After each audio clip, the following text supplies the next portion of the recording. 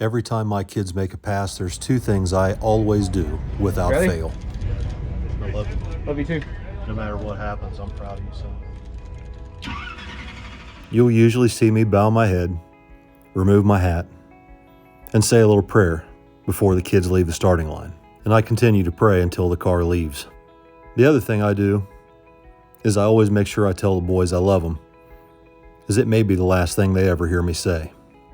Generally, the only time you don't see me do that is when I'm trying to video the suspension to help the kids tune the cars in.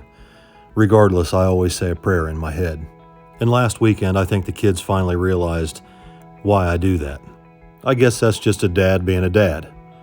But the racer in me is already trying to figure out what we need to do next to get this car fixed. Obviously, we're going to need some sheet metal and some framework, but we really need some help from an honest machine shop. So my first call was to Uncle Bob McVeigh at McVeigh Automotive and Machine in Mount Vernon. And my second call was my man at Jegs.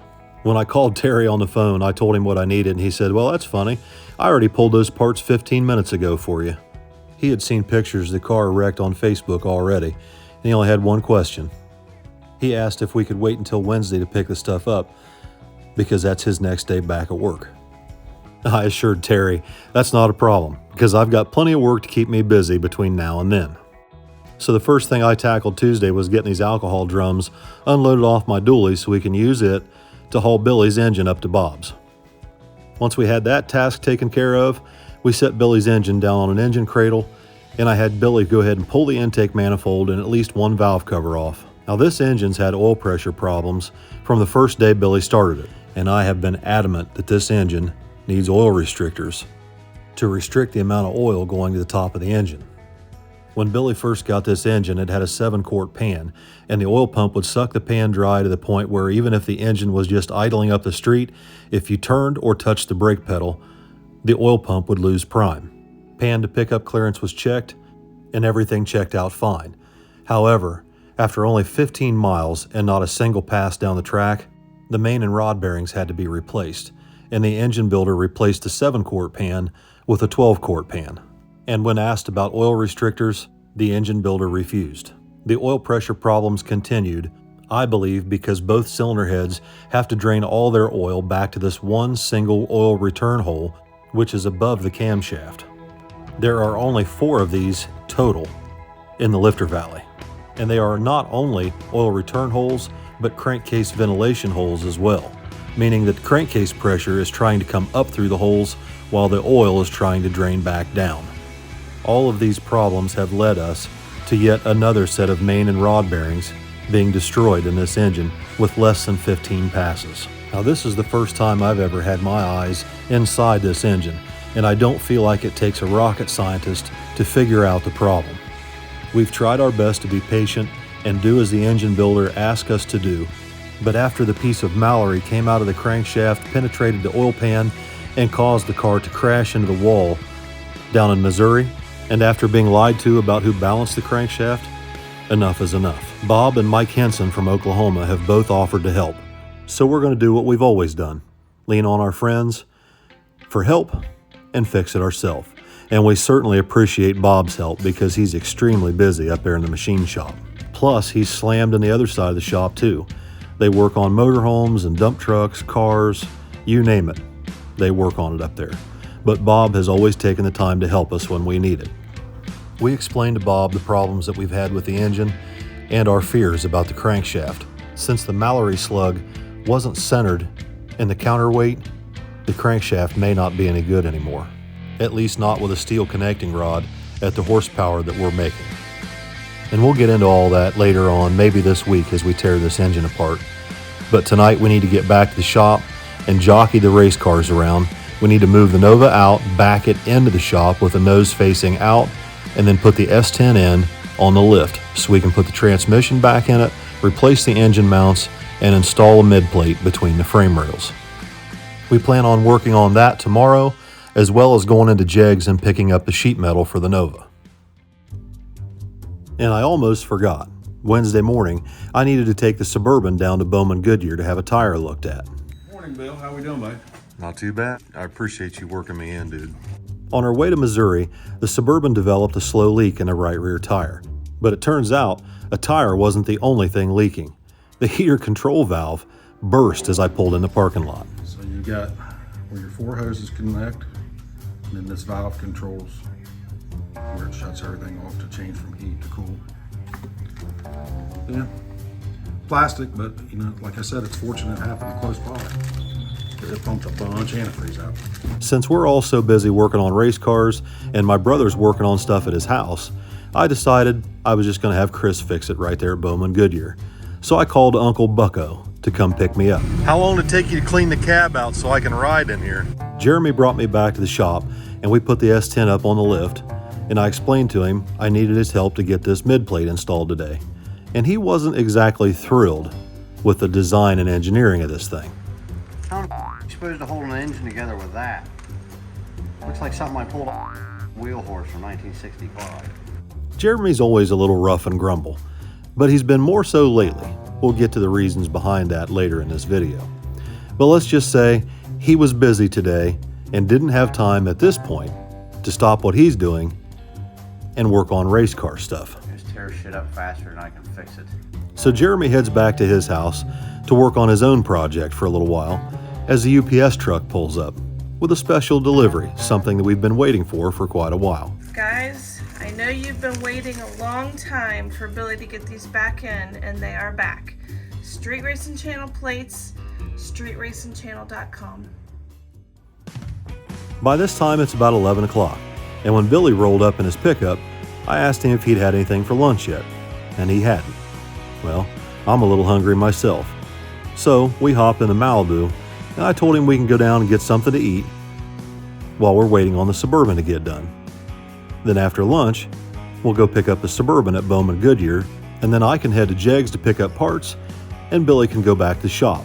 So we met down at Tumbleweed with Uncle Rob, had some lunch, picked up the Suburban, and then I headed straight to Jegg's thereafter. Thanks, brother. Appreciate it. Have a good day. Chris always takes good care of me down there at Bowman's. He got my coolant leak fixed and my right rear tire fixed. So I head into Jegg's, and Billy heads back to the shop to work on the S10 while I'm picking up parts. And as usual, Uncle Terry already had everything I needed gathered up. I'm pretty sure he had already pulled all the sheet metal 15 minutes after Billy wrecked the car on Saturday. That's why I love Uncle Terry. Anyway, while I'm picking up parts, Billy's back at the shop swapping out engine mounts on this truck and making a template for the mid-plate. And Uncle Bucko, well, he's busy working on his own project down at his house. So I told you he's been a little grouchy. Well, here's why. Colleen told Jeremy she's not moving into the new house until he has a fence up for the dogs. So, guess who's been setting fence posts and pulling fence wire for the last week? And I guess he stinks so bad, Colleen won't even let him come in the house to use the bathroom. Even though he didn't quite get the fencing done, he still came up this evening to help us with this mid-plate. We need to use his plasma cutter to notch it and fit it to the frame underneath the cab. Once it's fitted, we need to put the transmission up in the truck, set it on the cross member, and then do our final fitment to make sure our driveline angle is the same as it was before. Well, have you made progress? Sort of. We made great progress. Great progress? Yeah. Yeah, what he said. We got the new motor mounts in, right? Yeah. We got the mid plate all cut out and fitted. Thanks to Rob for making the template, and Jeremy cut it out with plasma after he got done doing his fence. He had to get that done first. Fence from hell. But we got it done, and now we just got to buzz it in there. So explain to us the situation with the fence. There's a high pressure gas line running through the backyard, so Oh, they're a little ouchy when it comes to skid steers and auger bits. around a high pressure gas line? Yeah, real ouchy about it. Did they come pay you a visit? They wanted to. They said if I was going to use a machine, they were parking a crew out on the street and blocking the street and taping off the neighborhood, and I have no idea what else they would do, but so I dig them by hand. You didn't dig them by hand. You went and got an auger and... I dig most of them by hand. Anything up close to the goddamn gas lines dug by hand. I don't need to be blown to the moon. It's fun. Yeah, I know. I'm going to pass on your little experience. Yeah, I got two-tone arms. So we're not going to pull your move and be in a hurry and blow ourselves up. I'm going to take my time and not die. I didn't die. You were cooked. All right, guys, welcome back. So we got quite a bit done today. We've got the transmission back in the S10. The mid plate's cut out. It's installed. It's not fully installed, but it's almost done. Billy and Jeremy and Rob are going to try and finish that up tomorrow. Tomorrow, I have some errands to run. I have to go pick up some parts for Billy's Nova. I have to drop off some parts to someone down in Springfield, and I'm picking up a new rear end tomorrow for the Malibu. I ordered a brand new Mosier 9-inch rear end, bolt-in rear end for the Malibu through Tony McKinney down in Farmersville, and it's ready to be picked up. It's a 410 axle ratio, just like what I got now, except this one's got a spool and disc brakes. I wasn't really wanting to go with a spool, but I'm definitely not interested in any more posi unit problems. And I kind of want to start bracket racing this car a little bit more and do a lot more index racing with it now that it's going to be strong enough to race. So I may even try and race it this weekend. I don't know if I'll probably not get a chance to put the rear end in it before the weekend, but I may take it out here. I don't know what's going on at our local tracks this weekend, but I might try and take it out and do a little bracket racing with it yet this weekend. I don't know. We'll see. I've been wanting to take it out and race it, but we've been so busy traveling and racing that I haven't had time. And the rear end being the way it is, I hate to have a vehicle sitting around here that's dead. It can't move itself. It's a major problem to me. So, but if it breaks this weekend, I'm not too worried about it because the 9-inch is going in it anyway. So I don't know. We'll see what happens. I'm not sure what's going on around here locally, but I'm going to look into that as soon as I get this video done. Now, Billy and Tommy are taking the weekend off to get some things done here. Obviously, we've got a lot of work left to do on the Nova. We've got to get that engine tore apart up at Bob's. The S10 still isn't finished yet. And then the Falcon, we picked up a 14-volt battery and a 14-volt alternator today. And we're going to try and get that stuff installed tomorrow on the Falcon once we get the S10 out of here. So we've got a lot of work to do this week on the race cars. Billy and Tommy are going to take the weekend off from racing to concentrate on getting all these cars fixed, or at least as fixed as we can get them for right now. We've still got to put a front end back on the Nova. That's going to be quite a bit of work. And I don't know, man, we're just, we're kind of swamped with work that needs to get done in the shop right now. So the boys plan on taking the weekend off, but I may try and go bracket race in Malibu someplace. I end up taking it down to Billy's shop tonight. We had some pretty nasty storms that were rolling in, and they were calling for possibility of some hail. So better than to be safe than sorry, since the shop's all filled up with boys' stuff. I had Billy follow me down to his shop tonight in Malibu, and we got it put away down there to keep it safe. Definitely don't need to have any hail damage to that car. So moving forward with the Nova's engine, as I mentioned earlier in the video, we're going to go ahead and fix that ourselves.